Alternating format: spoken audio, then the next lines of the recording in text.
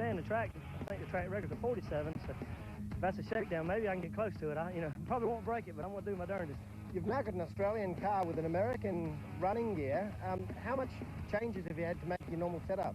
Well, back in the States, we run a wedge motor rather than a Hemi. I run a full-length car rather than a torque arm car. So I was hoping the car wouldn't be a bunch difference, which that run there, it panned out to be pretty good. We haven't really made a bunch of changes. The tune-up on the motor seems to be a little bit different, but it isn't so much to where I don't think we'll be able to adjust to it. I'm just glad to be here and get to race everybody, and I hope to get out here and show the people what we got and maybe make some new friends. Well, I'm sure you've endeared yourself to Australian drag racers and drag racing fans because you've chosen Murray Anderson to build you this car in Queensland. Is there a chance this car will go back and race in the IHRA? The plans is we're taking the car back with us if if I like the car and it irons out good to be what I want, because I actually have a Willis and a Corvette back in the States, and the Studebaker's a little bit unique. So when I'm done here, our season will just be starting there, so that'll be just about enough time to get it flew home and maybe put Australian mate on the back and try to tackle those guys at home. That probably would chap them, whoop them with an Australian car. So. Coming at you after the break, round one of Top Door Slammer. Hamilton. The West Australian Statesman, powered by a TFX supercharged alcohol-burning aluminium engine. And it is an awesome beast. A brand new team to drag racing in the supercharged categories.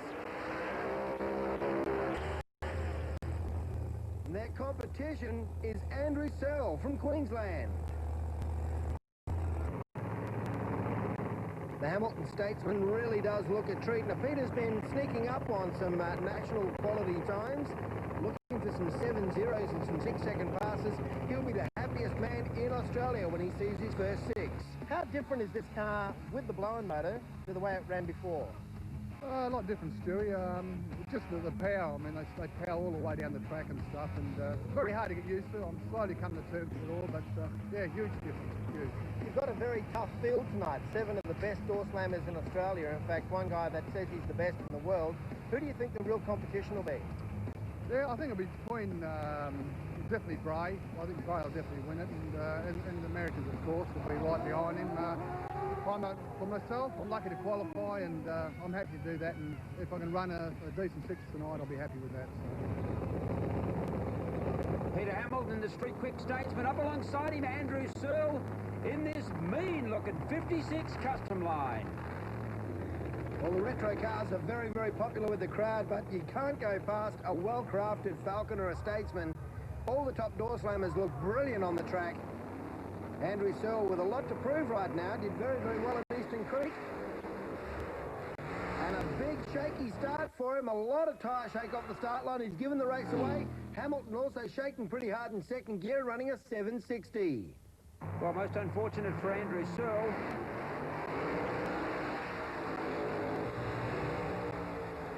Victor Bray on the track with a big skid. And equally as big, Scottie Cannon. Well, I think Victor thought to himself, one chance right now to become the king of the burnouts, if not the king of the track. This will be the first time these guys race against each other. It's the second time Cannon's car is going to go from the start to the finish line under full power. This is awesome. The beginning of a big, big season of racing for Scottie Cannon in Australia, and he's got the boss first time out. Well, this huge crowd has come to see this. America versus USA. Scottie Cannon up against Victor Bray. Well, Greg Gow working very hard, spraying methanol into the supercharger to keep the butterflies free. There is so much moisture in the air, you can see the condensation on top of the supercharger hat. It freezes the butterflies. That'll stop Victor from leaving the start line quickly. They spray the alcohol, methanol in there to make sure that doesn't freeze up. Both cars coming into stage. Cannon's in second, and they leave hard. Cannon's well out in front, 2 or 3 car lengths. He is roaring away at half track, and it's a 6:35. That is a world-class time, the quickest pass ever in Australia with a high helix blower.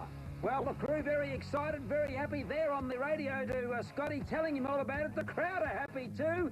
Smiles over everyone's faces here at Ravenswood Raceway. On track now, West Australia's brand new Falcon, Dave Simpson, the driver.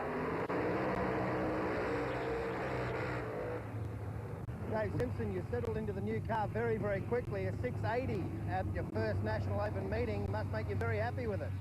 Yeah, we're really happy with it, Stewie. We did a little bit of damage, but we didn't mind because we ran the number. So, no, we're really happy. Well, Troy Critchley sounding very strong in his burnout. Victor telling us earlier on, Frank, that Troy got a heap of new parts for this car for this season. A new blower, new heads, and they're expecting the Ford to run faster still.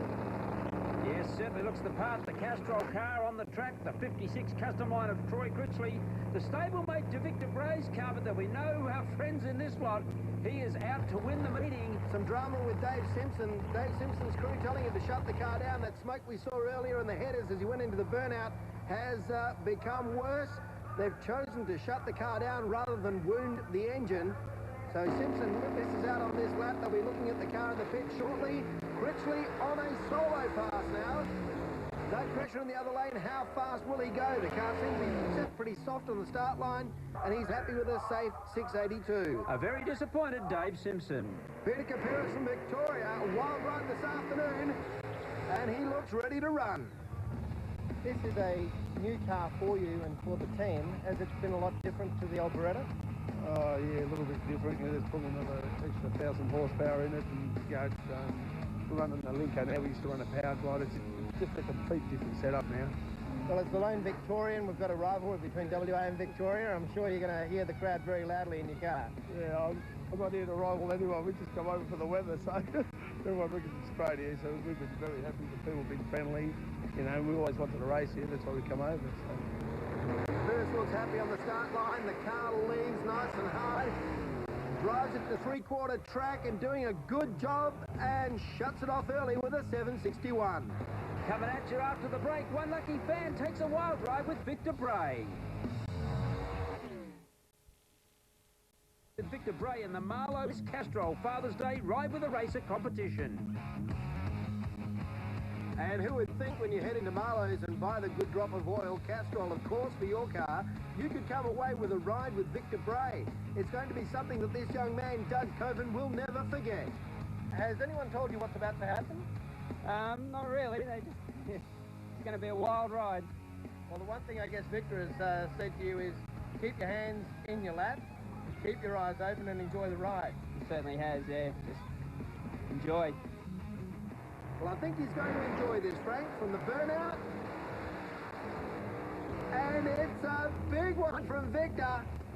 Now, Victor would like him to keep his hands still in his lap so he doesn't go out grabbing for the door handle to get out of this car. But Doug still looks pretty cool in there, Frank. Well, he does indeed, and riding with Victor Bray, and I tell her, I think Victor would be enjoying this as well, Stu. Well, Victor loves the fans. I don't think he's going to take it easy on this one. That's a very quick half-track. And Victor flies through the top end. An incredibly fast pass from Victor Bray. Well, what a monster run for Victor Bray. And Dougie Coven sitting alongside him. Stewie Bond was at the bottom of the track.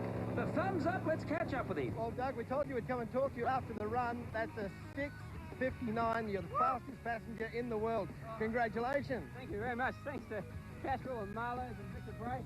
Thanks, mate. That was the best ride ever. Oh, Victor, that, as far as we know, is the fastest passenger ride in the world. A 6:59, well over 200 miles an hour. It's absolutely awesome. Yeah, it's good. It's yeah, the track here is working really well. They said they'd made some improvements here at Ravenswood, and absolutely they have the top end, probably second to none in the country at the moment. So it's terrific. And like I say, we got some big fish to fry now in the name of Scottie Cannon. And he's starting to get a handle on that thing. I'm out here having joy rides with my mate Doug here, up and down the racetrack, while Scottie Cannon's down there doing his homework. So I think we better get back and do some work. But no, it was great. You know. We called the Castrol team over here a couple of times a year to Ravenswood in WA, and we have a lot of fun when we come over here, and I think Doug's going to remember this time.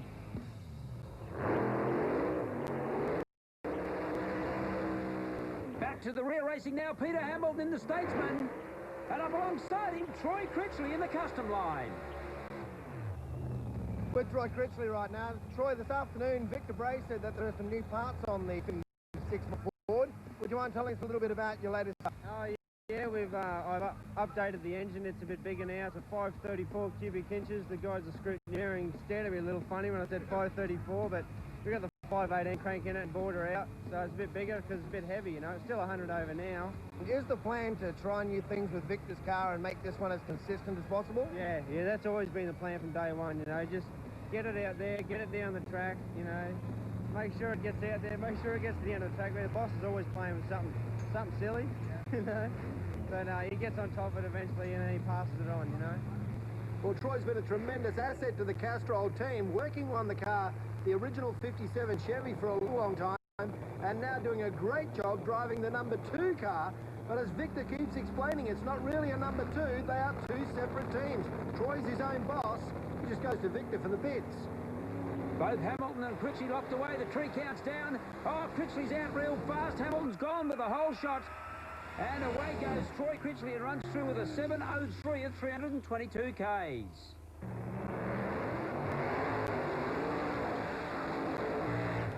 Victorious Peter Kapiris and his statesman. And the boss, Victor Bray, a full 8-mile burnout, comes to a halt just past half-track. Kapiris with a problem with the car, unable to get on the brake by the look of things, Frank, and he wants to get it out of Victor Bray's way. Now, Victor, you put a lot of pressure on yourself. You're a professional racer. You've come in to perform for Castrol on the track, but also for Victor Bray. And then halfway through today's program, you took someone for a ride. Doesn't that upset you? Oh, no, didn't. We actually used the ride to get some data off it, and it's a pretty straightforward sort of thing. We went out there. We actually wanted to try the right-hand lane out. So we're going to go and do a run down there. We'll put the passenger in, take him down the right-hand lane. All the guys in the pits go, silly Victor's out there doing it. We're collecting data, that's what we're doing. Yeah, I suppose we jumped in the deep end. It's like sticking your neck in the crocodile's jaws, isn't it? To come bringing Scottie Cannon out to race, but promoters of Australia had an opportunity to get him out here. Fantastic opportunity, I feel. I'm looking forward to racing. That's one run. If all goes well, we're going to race him a few times yet. So no, we're really looking forward to it. Like I say, that's racing, mate. That's how it goes sometimes. Well, Victor will be trying right now to leave hard and leave fast. And he's sideways. Oh, the Chevy came right around off the start line, turning the tyres hard. Watch this from behind, Frank. Well, Stewie, he wanted to leave hard and fast, but he certainly didn't want to leave sideways. The car hooked right up, then all of a sudden took a nose right to the fence. Good driving by Bray to pull it off the wall. Well, that lap would have got Victor's attention. Marie's not terribly happy with it, and she'll probably be talking to Victor about it when they get back to the trailer. Searle and Scottie Cannon side by side, and what a pair of monster burnouts, Bondi. Tremendous burnouts from the 2 cars. We did notice earlier today that Searle's engine is very, very different to the rest of the field. But we've now noticed you've got a single magneto on the car. It must give you a bit of a handicap. Not really, Stuart. Jeff Burnett, he's a single mag tuner, and he believes that that's all you need. And plus the fact I don't afford to, I haven't got to afford to buy another magneto, but he's quite convinced that we can run 650s and 660s when the moment's needed to do. But at the moment we're pondering around the 70s because that's what my budget can afford. So I think today that the consistency is what's going to be a winner, like exactly what happened at Eastern Creek. I never planned on doorslammer, and it just happened. And I mean, I'm lucky I've got some good people behind me like Victor Bray and Jeff Burnett and my brother and my wife, and obviously. And, I just hope that we can keep going for it. And at the moment, I'm just out there waiting for a sponsor to happen. Well, the finalists will be the 2 fastest cars in these rounds. He needs to go quicker than a 7.0 if he wants to run against Troy Critchley, and Scottie Cannon will have that firmly in his mind as well, Frank. He will indeed, and I'm sure Andrew Searle will want to put this man on screen right down. The American racer come here with a big reputation. It's on the line now. Both cars leave on a pair of clean greens. Scottie Cannon's got Searle at around about half-strip distance and goes on with the job with a 7.05 at 338 Ks. Well, looking at the slow-mo, he seems to come out a little bit sideways. Whoa. Cannon grabs hold of the car. Searle's still with him, Stewie. They're side by side. Well, Cannon makes lots of horsepower from half-track on and takes the win. Coming at you after the break, Cannon or Critchley. Centre in its finals time. Victor's crew put the big starter motor on the front of the supercharger. They turn the engine over on the supercharger belt, and it will fire to life when Marie feeds it. We have action in the 57 Chevy. Now, Victor's going on a solo pass right now. It appears that Andrew Searle is unable to come out to the start line, so it'll be a solo for Victor. This is then the semi-final round. The best Victor can do right now is be the second winner. Well, Victor Bray bringing the car forward. I'm sure he's going to go for it. He'll put the foot right into it. He's come over to Perth to show that he is a top racer, and we know he is. Victor Bray, a fairly soft burnout, got on the noise early and then came off it, backs the car up and is about ready to go down the quarter mile. Well, the track was awesome this afternoon from 4 o'clock until 6 o'clock. Some of the fastest passes we've ever seen at Ravenswood Raceway. But a very, very cool evening. A lot of dew, a lot of moisture around. You can see frost on all the flat level areas on the vehicles. The supercharger hats are starting to snow over. There's a lot of moisture out there, and much of that moisture is now on the track. This will really take the skills of a tuner, the skills of a world-class driver to get down the track fast. A slippery surface and 2,000 horsepower. Certainly our friends in Victor Bray. Into the shape. Victor Bray right on the noise, drives it through hard and fast with a 7:39 at 345k.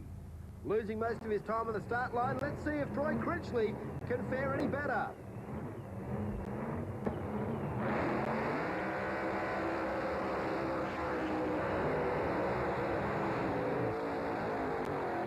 Both Critchley and Cannon with big, strong burnouts. The crowd love it. Lots of screaming, lots of yelling, and they are here to see this one. This is the one for the money, for the trophy. And who is it going to be? Critchley on screen now, or Scottie Cannon, the American, right there. Well, the Studebaker has been nicknamed the Killer Tomato. An awesome car, a 635 in the heat of the day. Critchley's right there with him. A new deal for him this season, a brand new engine to sort out. And the cold air would be on both drivers' minds. Will they leave the start line soft and run for big mile an hour, or are they going to throw everything in the air, well, sacrifice everything for a win? Well, a big chance here, Stu, for Troy Critchley. He would love to beat this American. Both vehicles almost locked away. The American's got to come forward. They're locked away now. The 3 counts down. And away they go side by side, a little bit sideways for Critchley. The Yanks on a good number and gets there with a 6:79 at 350k. Well, Troy pushed him all the way, pushed him as hard as he could, got very, very close to the centre line. I would say Troy was pedaling that car like a demon, doing everything he could to keep it in his own lane. And it's really, a little crossed. No half-hearted pass right here. He knew the track was starting to go off, but he wanted to stick door handle to door handle with the American. I think you'll agree Queensland's Murray Anderson did a superb job in putting together Scottie Cannon's car. Well, that's it for this edition of Drag Racing coming at you. Join us next week when we present the 26th annual Golden State